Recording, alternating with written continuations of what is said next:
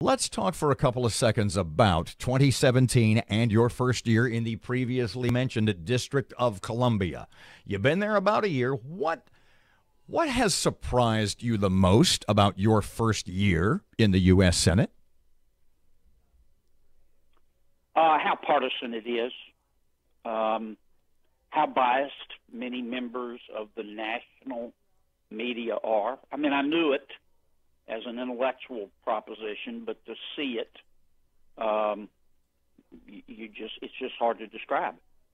This is America. You can believe what you want. That's one of the great things about our country. Our country's divided. 50% roughly of the people voted for Secretary Clinton. 50% of the people voted for President Trump. With the national media, it's probably 90-10. At best, 80-20. They're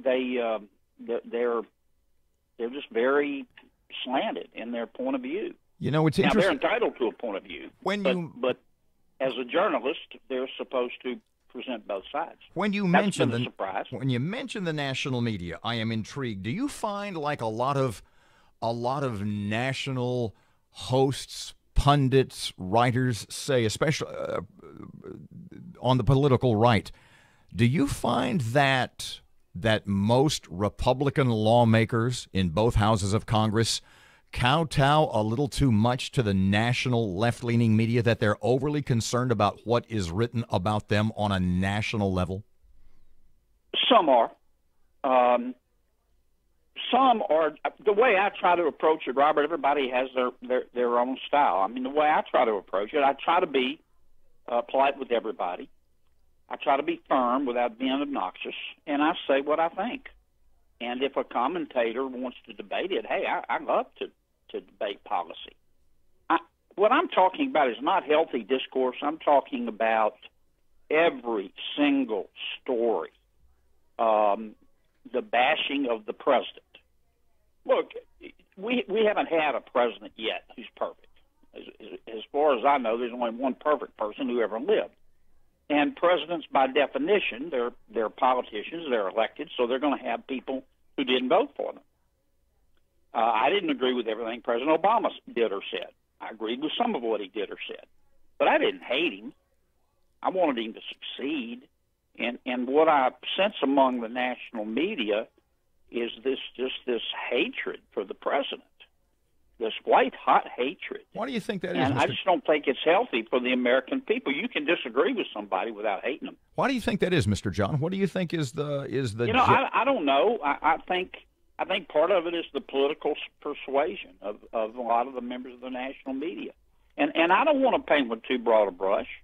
You can have a political point of view and still be balanced in the way you present things. But a lot of the presentation of the national news is just not balanced. My sense, and I'm not talking about going to the extreme. I don't think all stations ought to be presenting, loving on the president every day. I just want the news. When I want a really impartial statement of the news, I listen to the local media. They're the last bastion, in my opinion, in this country. Local radio, local television, they just present the facts.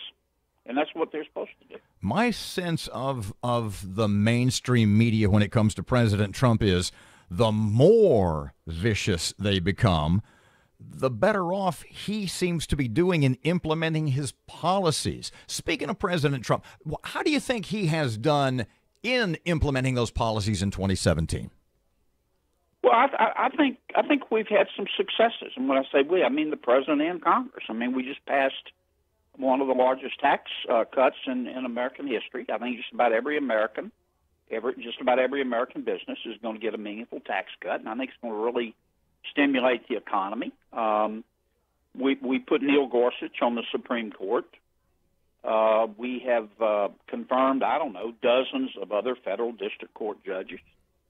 We've gotten rid of probably $150 billion worth of rules and regulations that were We're strangling the American people. Clearly, the economy, the national economy, is better. Some of it is anticipatory of the impact of tax cuts, but we've created about 1.7 million jobs in America this year. And we haven't seen that as much in Louisiana for two reasons.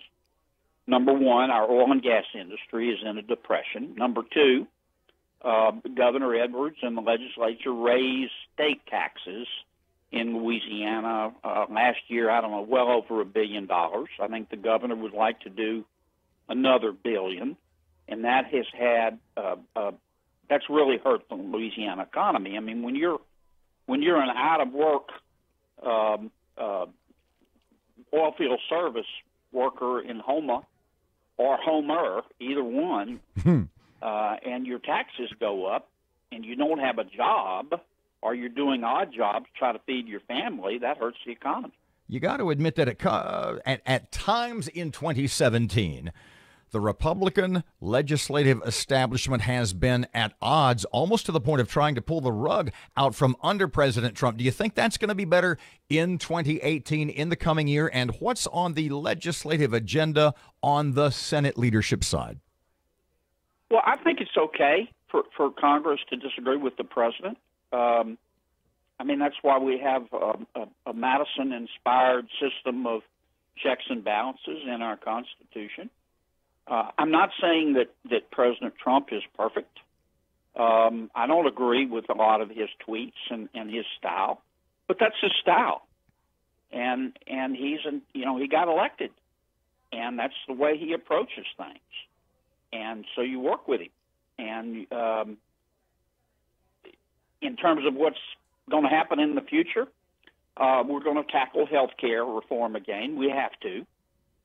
Health insurance is just price-wise out of reach of many Americans, and that's not acceptable in the wealthiest country in the history of the world. When we get back, we're going to renew the children's health insurance program, which I think has helped a lot of our kids in America. We're going to pass a flood insurance bill. We've got to, and we should. It's been tough going because there are some senators and congressmen who, think the answer to flooding is just to move. Like every American can just pick up and sell their home and move somewhere else. I mean, it's not quite that easy. We're going to work on an infrastructure bill. I support the president on the idea that we need to, our roads in Louisiana are axle-breaking insults to the 21st century. And the state's got to do its part, but the feds have to do their part too. I'm curious as to how the president is going to propose to pay for it. I'm not going to be very enthusiastic if the idea is to just go borrow a bunch of more money. I'd rather find the money within the budget.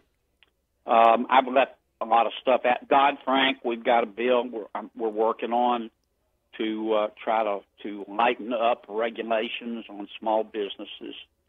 And, of course, North Korea. It's always there. We've got to deal with that situation. Mr. John, speaking of 2018, there's a governor's race, a governor's election in Louisiana, and your name keeps coming up. There are rumors. Is that something that you're thinking about? Is it on the table? Are you going to make an announcement in the near future?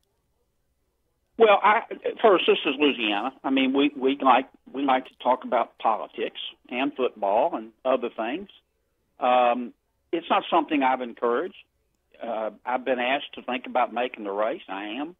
Hadn't made any decision. Not in any rush to do so. I'm enjoying being a United States Senator. I'm honored to be a United States Senator. I'm working harder than I've ever worked in my life. I'm not complaining. I love every minute. I'm really proud of the tax bill. I just think people can spend the money they earn, all things being equal, better than government can. Now, there are a lot of people in government think they're smarter than the rest of us, and we need to give our money to them, and they know what's best for us, and I don't agree with that. States. There's a time for politics, and this isn't a time. The governor's race is 2 years away.